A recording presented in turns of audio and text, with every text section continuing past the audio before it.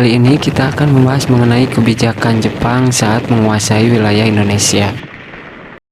Di balik senyum manis dan propaganda yang menjanjikan, Jepang bertindak kejam. Jepang telah mengerahkan semua potensi dan kekuatan yang ada untuk menopang perang yang sedang mereka hadapi untuk melawan sekutu. Jepang juga menguras aset kekayaan yang dimiliki Indonesia untuk memenangkan perang dan melanjutkan industri di negerinya. Selama masa pendudukan Jepang di Indonesia, Jepang menerapkan sistem ekonomi perang. Artinya, semua kekuatan ekonomi di Indonesia digali untuk menopang kegiatan perang yang dilakukan Jepang. Karena jika dilihat dalam bidang ekonomi, Indonesia sangat menarik bagi Jepang. Sebab Indonesia merupakan kepulauan yang begitu kaya akan berbagai hasil bumi, pertanian, tambang, dan lain-lain. Kekayaan Indonesia tersebut sangat cocok untuk kepentingan industri Jepang. Indonesia juga dirancang sebagai tempat penjualan produk-produk industrinya. Dan setelah Jepang berhasil menguasai wilayah Indonesia secara keseluruhan, Jepang mengambil kebijakan dalam bidang ekonomi yang disebut self-help. Hasil perekonomian di Indonesia dijadikan modal untuk mencukupi kebutuhan pemerintahan Jepang yang sedang berkuasa di Indonesia. Kebijakan Jepang itu sering disebut dengan ekonomi perang. Pada waktu Jepang mendarat di Indonesia pada tahun 1942, ternyata tentara Hindia Belanda telah membumi hanguskan objek-objek vital yang ada di Indonesia. Hal ini dimaksudkan agar Jepang mengalami kesulitan dalam upaya menguasai Indonesia. Akibat dari pembumi hangusan itu, keadaan perekonomian di Indonesia menjadi lumpuh pada awal pendudukan Jepang. Sehubungan dengan keadaan tersebut, langkah pertama yang diambil Jepang adalah melakukan pengawasan dan perbaikan prasarana ekonomi. Beberapa prasarana seperti jembatan, alat transportasi, telekomunikasi, dan bangunan-bangunan diperbaiki. Kemudian beberapa peraturan yang mendukung program pengawasan dikeluarkan, termasuk ditetapkannya peraturan pengendalian kenaikan harga. Bagi mereka yang melanggar, akan dijatuhi hukuman yang sangat berat. Sementara itu, bidang perkebunan di masa Jepang mengalami kemunduran. Hal ini berkaitan dengan kebijakan Jepang yang memutuskan hubungan dengan Eropa. Karena tidak perlu memperdagangkan hasil perkebunan yang laku di pasaran dunia, seperti tebu, tembakau, teh, dan kopi, maka Jepang tidak lagi mengembangkan jenis tanaman tersebut. Bahkan tanah-tanah perkebunan diganti menjadi tanah pertanian sesuai dengan kebutuhan Jepang. Tanah-tanah itu diganti dengan tanaman padi untuk menghasilkan bahan makanan dan bahan-bahan lain yang sangat dibutuhkan, misalnya jarak. Tanaman jarak waktu itu sangat dibutuhkan karena dapat digunakan sebagai minyak pelumas mesin-mesin, termasuk mesin pesawat terbang dan juga senjata api lainnya. Tanaman kina juga sangat dibutuhkan, yaitu untuk obat anti malaria. Sebab penyakit malaria sangat mengganggu dan melemahkan kemampuan tempur para prajurit Jepang. Pabrik obat yang sudah ada, seperti yang telah ada di kota Bandung sejak zaman Belanda, terus dihidupkan. Tanaman tebu di Jawa juga mulai dikurangi. Pabrik-pabrik gula sebagian besar mulai ditutup. Dan produksi getah karet di Sumatera mulai diberhentikan. Tanaman-tanaman tembakau, teh, dan juga kopi di berbagai tempat dikurangi. Oleh karena itu, pada masa Jepang ini hasil-hasil perkebunan sangat menurun. Bahkan pada tahun 1943, produksi teh menurun menjadi sepertiganya dari zaman ketika Hindia Belanda di Indonesia. Beberapa pabrik tekstil juga mulai ditutup karena pengadaan kapas dan benang begitu sulit. Kemudian dalam bidang transportasi, Jepang merasakan kekurangan kapal-kapal. Oleh karena itu, Jepang terpaksa mengadakan industri kapal angkut dari kayu.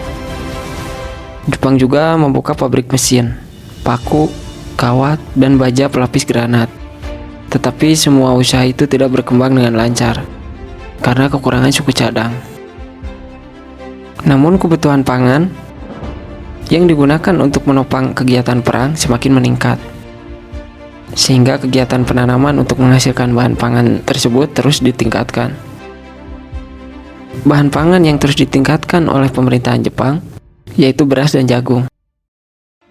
Tanah pertanian bekas perkebunan dibuka untuk menambah produksi beras. Di Sumatera Timur, daerah bekas perkebunan yang luasnya ribuan hektar ditanami kembali, sehingga menjadi daerah pertanian baru. Di Tanah Karo juga dibuka lahan pertanian baru dengan menggunakan tenaga para tawanan. Di Kalimantan dan Sulawesi juga dibuka tanah pertanian baru untuk menambah hasil beras. Untuk kepentingan penambahan lahan pertanian ini, Jepang melakukan penebangan hutan secara liar dan besar-besaran. Di Pulau Jawa dilakukan penebangan hutan secara liar sekitar 500.000 hektar. Penebangan hutan secara liar dan berlebihan tersebut mengakibatkan hutan menjadi gundul, sehingga timbullah erosi dan banjir pada musim penghujan. Selain di bidang ekonomi, Jepang juga melakukan pengendalian di bidang pendidikan dan juga kebudayaan. Pemerintah Jepang mulai membatasi kegiatan pendidikan. Jumlah sekolah juga dikurangi secara drastis. Jumlah sekolah dasar menurun dari 21.500 menjadi 13.500 sekolah. Sekolah lanjutan juga menurun dari 850 menjadi 20 sekolah saja. Dan kegiatan perguruan tinggi boleh dikatakan macet atau berhenti. Jumlah murid sekolah dasar menurun 30% dan jumlah siswa sekolah lanjutan merosot sampai 90%. Begitu juga tenaga pengajarnya mengalami penurunan secara signifikan. Muatan kurikulum yang diajarkan juga dibatasi. Mata pelajaran bahasa Indonesia dijadikan mata pelajaran utama sekaligus sebagai bahasa pengantar. Kemudian, bahasa Jepang menjadi mata pelajaran wajib di sekolah. Para pelajar harus menghormati budaya dan adat istiadat Jepang. Mereka juga harus melakukan kegiatan kerja bakti atau kinrohoshi. Kegiatan kerja bakti itu meliputi pengumpulan bahan-bahan untuk perang, penanaman bahan-bahan makanan, penanaman pohon jarak, perbaikan jalan, dan pembersihan asrama. Para pelajar juga harus mengikuti kegiatan latihan jasmani dan kemiliteran.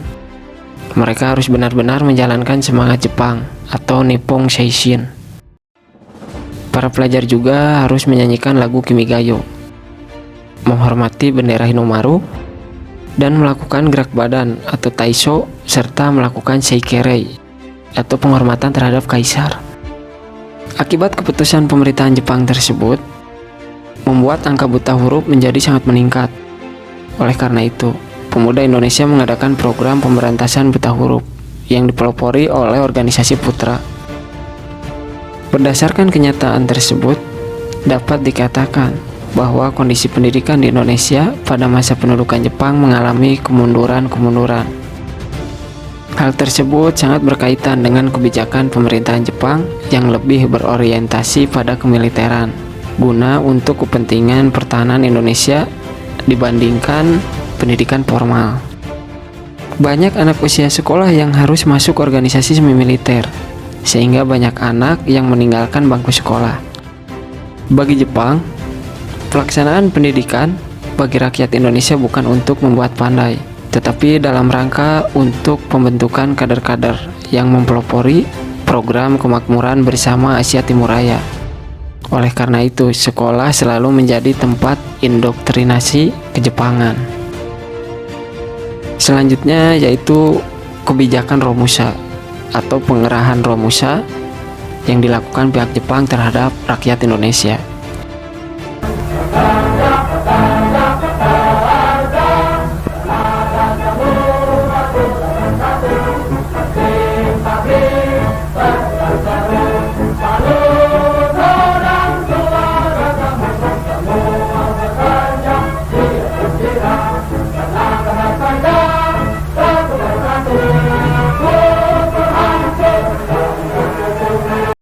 Seluruh kebijakan Jepang Bahkan yang sudah disebutkan di awal telah membuat penderitaan rakyat.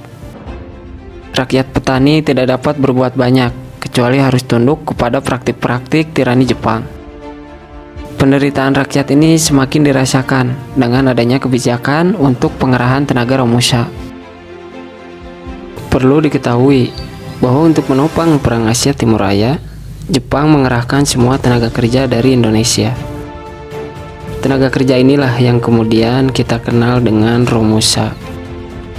Mereka dipekerjakan di lingkungan terbuka, misalnya di lingkungan pembangunan kubu-kubu pertahanan, jalan raya, dan lapangan udara. Pada awalnya, tenaga kerja dikerahkan di Pulau Jawa, yang memang sangat padat penduduknya. Kemudian di kota-kota dibentuk barisan Romusha sebagai sarana propaganda. Desa-desa diwajibkan untuk menyiapkan sejumlah warga untuk dijadikan tenaga Romusha. Panitia pengerahan tersebut disebut Romuk Yokai yang ada di setiap daerah. Rakyat yang dijadikan Romusha pada umumnya adalah rakyat yang bertenaga kasar. Pada awalnya, rakyat di Indonesia melakukan tugas Romusha secara sukarela, sehingga Jepang tidak mengalami kesulitan untuk memperoleh tenaga. Sebab rakyat sangat tertarik dengan propaganda tentara Jepang, sehingga rakyat rela membantu untuk bekerja apa saja tanpa digaji. Akan tetapi, lama-kelamaan karena kebutuhan yang terus meningkat di seluruh kawasan Asia Tenggara, pengerahan tenaga yang bersifat sukarela ini oleh pemerintah Jepang diubah menjadi sebuah keharusan dan sebuah paksaan. Rakyat Indonesia yang menjadi Romusha diperlakukan dengan tidak senonoh, tanpa mengenal peri kemanusiaan. Mereka dipaksa bekerja sejak pagi sampai hari petang, tanpa makanan dan tanpa pelayanan yang cukup. Padahal mereka melakukan pekerjaan kasar, sangat memerlukan banyak asupan makanan, dan juga membutuhkan istirahat. Mereka hanya dapat beristirahat pada malam hari, sehingga kesehatan mereka pun tidak terurus. Tidak jarang di antara mereka banyak yang jatuh sakit, bahkan mati kelaparan serta mati dalam keadaan kehausan. Pada periode itu sudah sekitar 300.000 tenaga Romusha dikirim keluar Jawa, bahkan sampai ke luar negeri seperti ke Burma, Muang Thai, Vietnam, Sarawak, dan Malaya. Sebagian besar dari mereka ada yang kembali ke daerah asal, ada yang tetap tinggal di tempat kerja, tetapi kebanyakan mereka mati di tempat mereka bekerja. Dalam beberapa literatur bahkan menyebutkan jumlah Romusha di Indonesia mencapai 4-10 juta orang.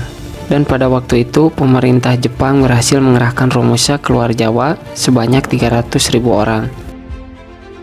Sedangkan sekitar 70 orang dalam keadaan yang menyedihkan. Penjelasan tadi menggambarkan bagaimana kejamnya masa pendudukan Jepang ketika menguasai wilayah Indonesia. Terima kasih sudah menyaksikan video ini. Semoga bermanfaat.